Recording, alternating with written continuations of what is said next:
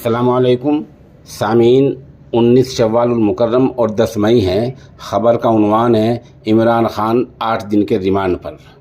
आपको पता है 24 घंटे पहले पाकिस्तान के साबिक नायब वज़ीर आज़म इमरान खान को हाई कोर्ट के इहाते से गिरफ़्तार किया गया था और गिरफ़्तारी के बाद उनको एक रेस्ट हाउस में रखा गया था और वहीं आज समाअत में सुनवाई हुई है और मामले की समाअत के दौरान उनको 8 दिन के रिमांड पर दिया गया है। अब पुलिस और दूसरी टीमें, खुफिया महकमे की टीमें उनसे बाज़ाब्ता की तफ्तीश करेंगी, जांच करेंगी कि जिस कंपनी को उन्होंने अरबों रुपए का फ़ायदा पहुंचाया है उसके बदले कितने जायदाद हड़पी है या ली है।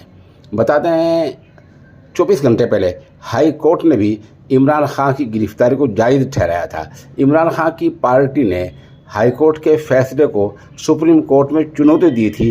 पता ये चला है कि सुप्रीम कोर्ट ने भी इमरान खान की रिट को खारिज कर दिया है।